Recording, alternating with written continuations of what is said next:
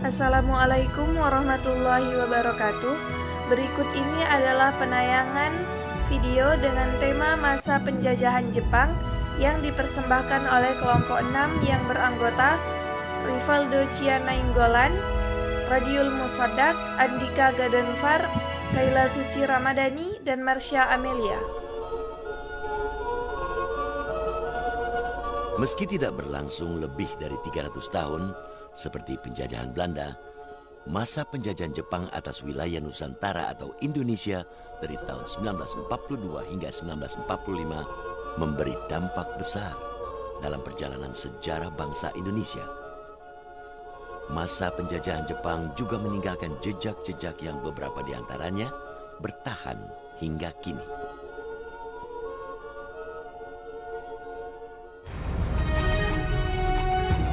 Militer Jepang menyerbu dan kemudian merebut wilayah Indonesia yang kala itu masih bernama Hindia Belanda dalam waktu yang sangat singkat.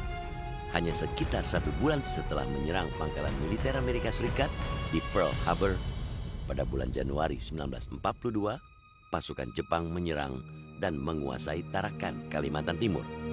Satu persatu kemudian wilayah Balikpapan, Ambon, Kendari, dan Pontianak juga diserang dan bisa dikuasai dalam bulan yang sama. Sasaran yang diserang begitu, yang diduduki itu setelah Pearl Harbor tadi, itu adalah pusat-pusat tempat-tempat di mana sumber daya alam itu memang melimpah. Minyak di mana? Tarakan, Balikpapan, Palembang. Ya, karena mesin perang itu kan harus digerakkan dengan minyak. Setelah berhasil merebut beberapa wilayah lain di Indonesia, pada tanggal 5 Maret 1942 tentara Jepang berhasil menguasai kota Batavia. Pemerintah kolonial Hindia Belanda yang semakin terdesak akhirnya menyerah tanpa syarat kepada Jepang melalui perjanjian Kalijati di Jawa Barat pada tanggal 8 Maret 1942. Sebelumnya Jepang sudah merebut luar Jawa ya, Palembang, Makassar, Bali kok sudah, tapi Jawa belum. Dia baru menyerang Jawa setelah dia pada bulan Februari memenangkan pertempuran laut di Laut Jawa. Terus armada Jepang berhasil mengalahkan armada Inggris Belanda di Laut Jawa, dan kemudian Jepang melakukan pendaratan di Pulau Jawa. Jadi Jepang itu mendarat di Pulau Jawa bulan Maret tahun 1942. Belanda menyerah secara mutlak tanpa syarat pada waktu tanggal 8 Maret 1942. Jadi Belanda itu hanya berhasil melawan 7 hari. Habis itu sudah kalah. Masuknya tentara Jepang ke wilayah Indonesia sempat disambut baik rakyat Indonesia dengan propaganda sebagai saudara tua yang akan membebaskan rakyat dari penjajahan Belanda. Kedatangan pasukan Jepang tidak banyak mendapatkan perlawanan dari rakyat Indonesia. Boleh dibilang mungkin sampai 3 bulan pertama. Wah, Jepang itu bertindaknya seperti dia mau memberi kemerdekaan pada bangsa Indonesia. Kita masih boleh, saya masih ingat itu di Blora. Kita sudah mulai pakai kata Indonesia. Dan kita sudah naikkan bendera merah putih. Ini, tapi setelah 3 bulan mulai keras dia. Tidak boleh lagi kata Indonesia dipakai atau kecuali untuk tingkat atas gitu ya. Dan mulai sejak hari-hari pertama itu Jepang keras pada rakyat. Kalau kita kurang menunjukkan hormat kepada tentara Jepang. Saya masih ingat hari pertama di Blora ada seorang penduduk yang sudah ditembak mati. Tidak pergi, tidak jelas persis buat saya apa alasannya. Saya ditembak mati. Tidak ada yang berani melawan. Apapun sudah ya gitu. begitu berani melawannya langsung Jepang ini kalau bertindak menghukum itu biasanya mengumpulkan banyak orang untuk dilihat supaya dengan demikian efek shocknya itu lebih besar. Setelah menancapkan kekuasaannya di bekas wilayah Hindia Belanda, militer Jepang mendirikan pemerintahan militer di Indonesia. Pemerintahan yang secara resmi disebut Pemerintah Bala Tentara Nippon ini memegang kekuasaan militer dan semua kekuasaan yang dulu dipegang Gubernur Hindia Belanda. Dalam pelaksanaan sistem pemerintahan ini, kekuasaan atas wilayah Indonesia dipegang oleh 2 angkatan perang, yaitu Angkatan Darat atau Rikugun dan Angkatan Laut atau Kaigun. Untuk mendukung pemerintahan militer dan menyokong kekuatan Jepang dalam Perang Pasifik, Jepang juga membentuk berbagai gerakan dan organisasi kemiliteran. Setelah gerakan 3A yang dibentuk militer Jepang gagal menarik simpati rakyat pada tahun 1943, gerakan yang mempopulerkan slogan Nippon Pelindung Asia, Nippon Cahaya Asia, dan Nippon Pemimpin Asia ini dibubarkan. Sebagai gantinya, militer Jepang membentuk Pusat Tenaga Rakyat atau Putra yang dipimpin Bung Karno, Bung Hatta, Ki Hajar Dewantara, dan Kiai Haji Mas Mansur. Meski dimaksudkan sebagai gerakan untuk memobilisasi dukungan terhadap Jepang dalam perang di Pasifik, gerakan ini kerap dimanfaatkan para pemimpin Indonesia untuk menanamkan nasionalisme dan semangat kemerdekaan. Kepada rakyatnya masing-masing. Putra ini, Pusat Tenaga Rakyat ini, terus Bung Karno dan Bung Hatta membuat organisasi, dan dengan begitu ada manfaatnya buat kita, karena dengan begitu Bung Karno, Bung Hatta, Ki Hajar itu bisa membuat organisasi putra itu di daerah-daerah, dan dengan demikian mulai ada kontak di kalangan nasionalis. Kemudian Jepang tahu bahwa mulai putra kurang keras, maka dia rubah dari putra, dia bikin Jawa Hokokai. Ya itu, tapi pimpinannya tetap. Untuk mendukung Perang Asia Pasifik dan mempertahankan kekuasaan mereka di Indonesia, pemerintah Bala Tentara Nippon membentuk berbagai organisasi kemiliteran dan melancarkan berbagai gerakan propaganda. Kita banyak was-was karena mereka itu ketemu sapi diambil, ketemu gudang beras diambil. Itu jadi kita sedih juga ya.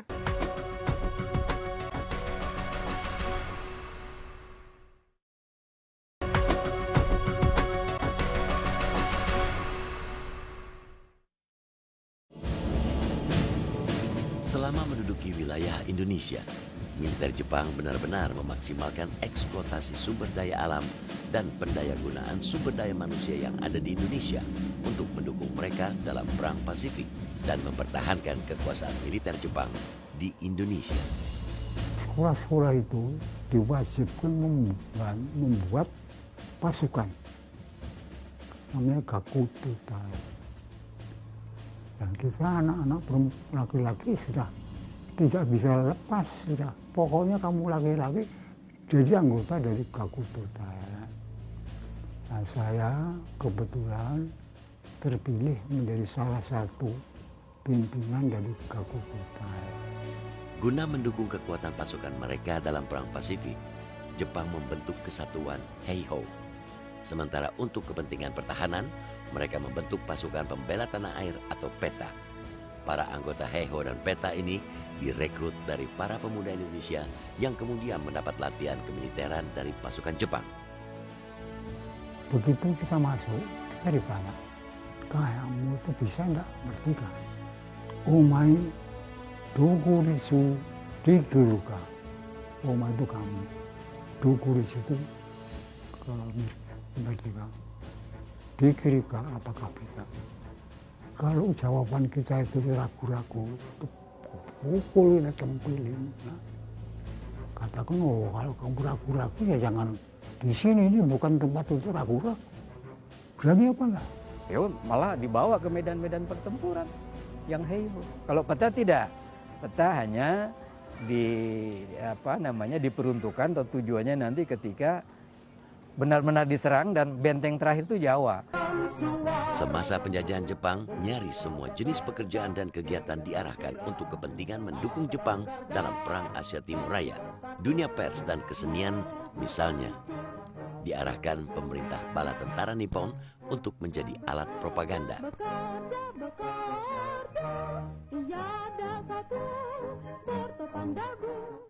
Tidak ada tempatku memohonkan taufik melainkan Allah. Jepang juga mengarahkan acara keagamaan semisal pengajian untuk menyisipkan pesan-pesan propaganda mendukung Jepang dalam Perang Asia Pasifik. Pastilah dihendaknya di pihak Nippon untuk menegakkan kemakmuran bersama di Asia Timur Raya yang bilang gemilang. Hiduplah dari Nippon, hiduplah.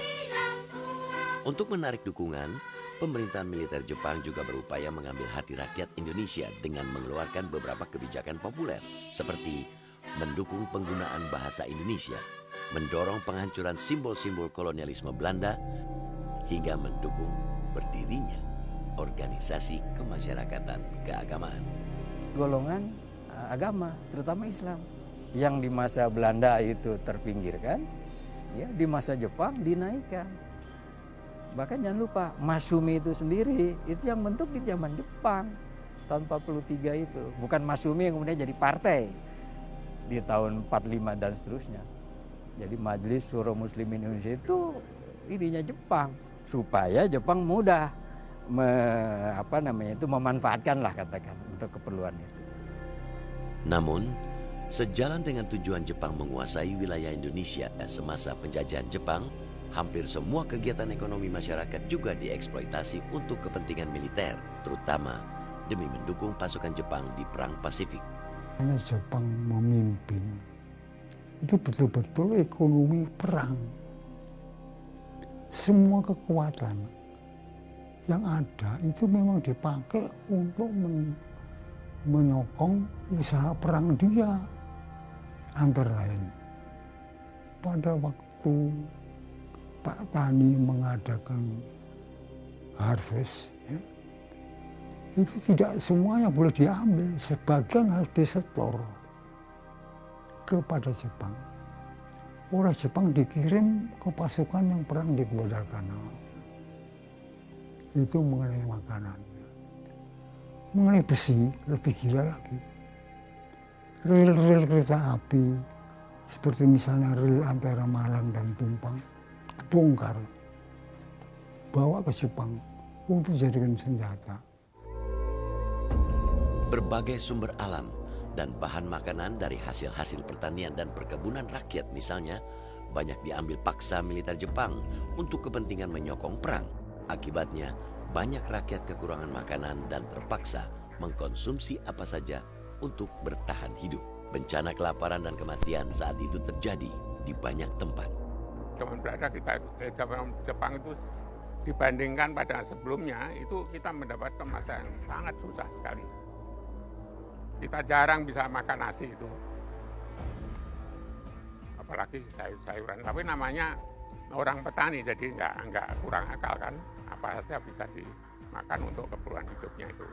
Yang banyak, yang biasa jadi kita makan sayuran tuh pucuk lamtoro, daun muda itu diambil, atau pucuk daun dadap, penahan sirih itu diambil yang muda-muda. Kemudian dipakai untuk sebagai sayuran. Nah, itu kehidupan orang-orang desa itu. Kita banyak was-was karena mereka itu ketemu sapi diambil, ketemu gudang beras diambil. Itu jadi kita sedih juga ya. Kita sudah susah-susah makan, mana makanan kita diambilin Jepang, banyak orang yang makan pohon pisang.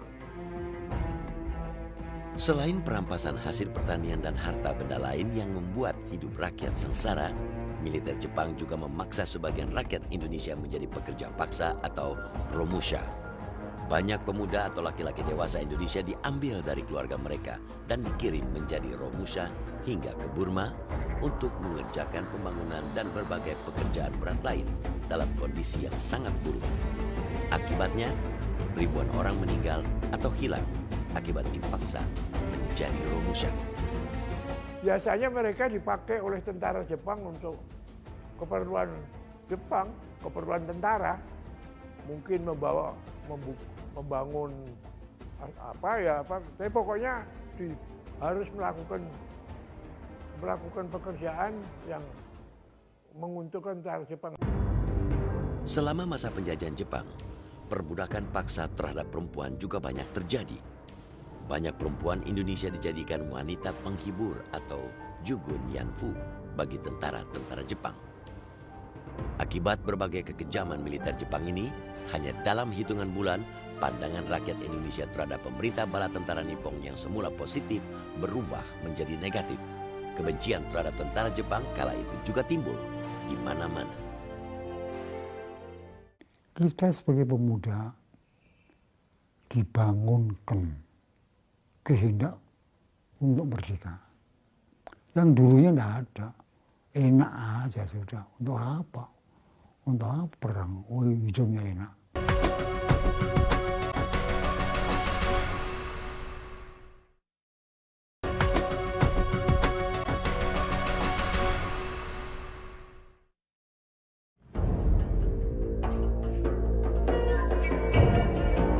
Akibat berbagai kekejaman yang dilakukan militer Jepang, muncul perlawanan di banyak daerah di Indonesia. Di antaranya, pemberontakan Chot Klieng di Aceh pada tahun 1942. Pemberontakan rakyat Singaparna, Tasikmalaya, Jawa Barat yang dipimpin Kiai Haji Zainal Mustafa pada tahun 1943. Pemberontakan Teguh Hamid di Aceh pada tahun 1944 hingga pemberontakan pasukan peta yang dipimpin Supriyadi di Blitar, Jawa Timur pada tanggal 29 Februari 1945 dan pemberontakan pasukan peta yang pecah di Gumilir, Cilacap pada bulan April 1945.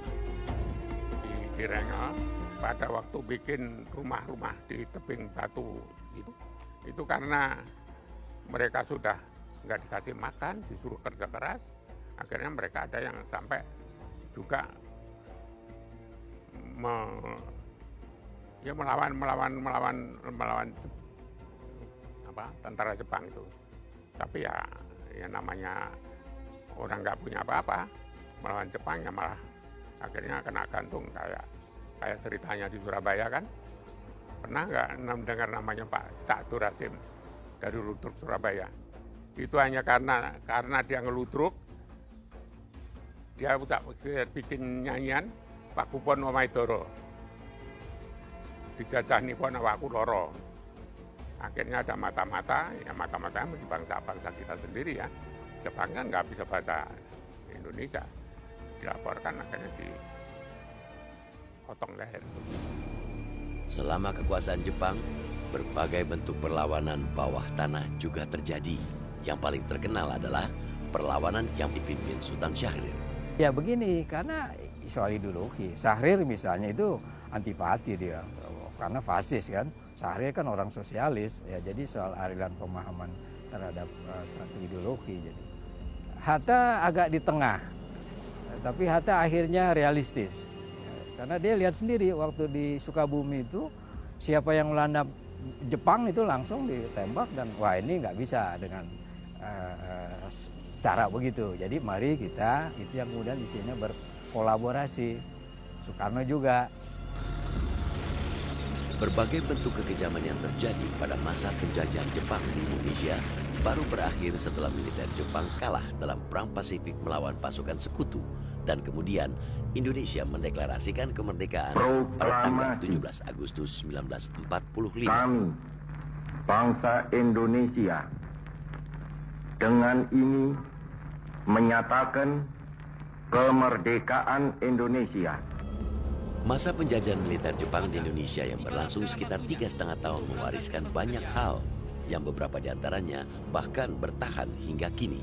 Meski menyebabkan begitu banyak penderitaan, ada beberapa hikmah yang bisa dipetik bangsa Indonesia. Beberapa diantaranya adalah diperbolehkannya bahasa Indonesia menjadi bahasa komunikasi nasional, hingga bahasa Indonesia bisa mengukuhkan diri sebagai bahasa nasional. Cita-cita yang mulia itu. Sejak Jepang berkuasa, tidak boleh lagi menggunakan bahasa Belanda, bahasa Inggris. Yang boleh hanya bahasa Jepang dan bahasa Indonesia. Nah itu mulai berkembangnya bahasa Indonesia di situ. Sehingga semua orang kemudian bisa berbahasa Indonesia. Tadinya enggak, zaman Belanda belum. Zaman Belanda disebutnya cuma bahasa Melayu. Semasa penjajahan Jepang, dukungan Jepang pada semangat anti-Belanda yang diantaranya ditunjukkan Jepang pada perubahan nama kota Batavia menjadi Jakarta. Dan diperbolehkannya lagu Indonesia Raya yang dilarang semasa penjajahan Belanda menjadi lagu kebangsaan Indonesia pada tahun 1944 juga memungkinkan para tokoh dan pemimpin nasional menggalang semangat nasionalisme di kalangan rakyat banyak. Tindakan militer Jepang yang mendekati para pemimpin nasional seperti Soekarno dan Hatta agar mau membantu Jepang memobilisasi rakyat Indonesia juga ikut mengukuhkan posisi keduanya sebagai pemimpin nasional dan memberi kesempatan mereka memimpin rakyat Indonesia, hal yang tidak pernah bisa dilakukan semasa penjajahan Belanda.